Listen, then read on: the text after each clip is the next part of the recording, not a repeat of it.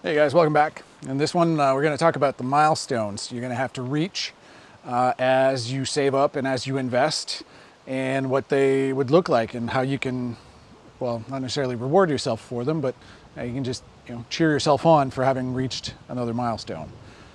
The wind just came up. I apologize for that. I'm not sure how it's going to affect the video, but here's the first one. It's going to be your first $2,000 saved.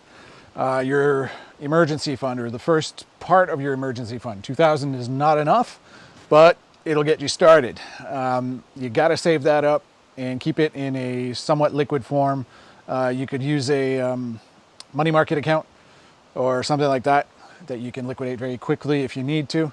This is the money that's going to bail you out of trouble if the transmission in your car fails or something like that, okay? And you won't have to go into debt. It's not all of your emergency fund, it's the start of it. You got to have that before you go any further. Next, if you have credit card debt, you got to get rid of those. I've already made some videos on this. I'll link one up here. I'm not going to dwell on it, but you got to get rid of your rolling balance, or your balance that you're carrying over.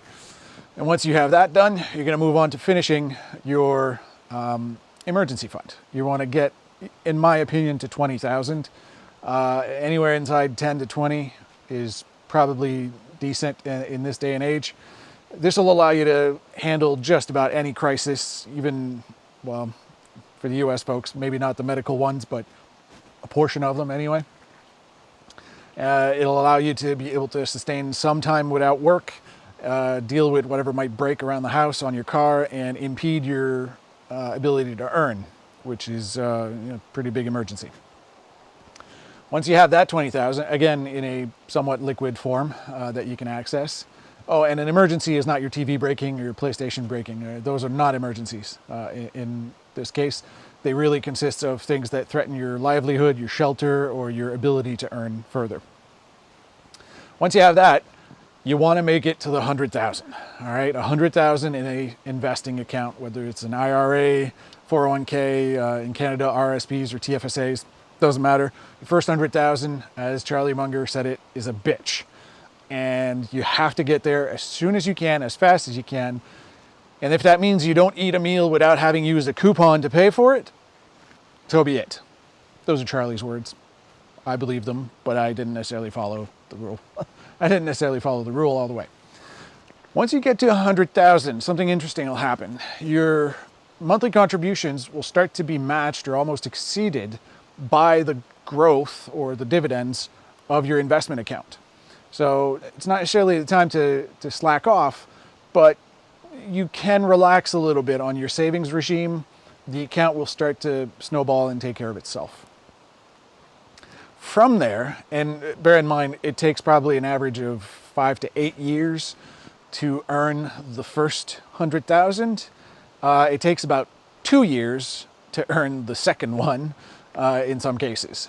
So each 100,000 you're going to add to your savings pile will be faster than the first one. In fact, on the way to $1 million, I think the last 100,000 takes less than a year.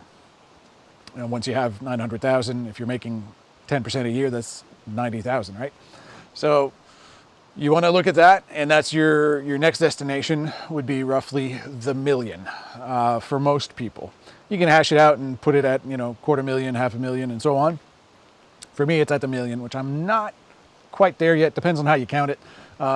If you count net worth, yeah, potentially. If you count actual just assets under investment outside of house and cars and stuff, not quite there. So that's it. Those are your milestones to focus on and to set out and how to reach them. Not everybody needs to reach $1 million, by the way, to retire. That's just kind of an arbitrary number that provides bragging rights. Most people can retire around 600,000, give or take, if they live a modest life and they've taken care of, not accumulating bad debt, maybe paid off their house or live in a low rent spot. So that's basically it. Those are your milestones. Take care of them, keep them in mind, and trust me, it goes a lot easier and a lot faster than you would think. Thanks for watching. Please subscribe.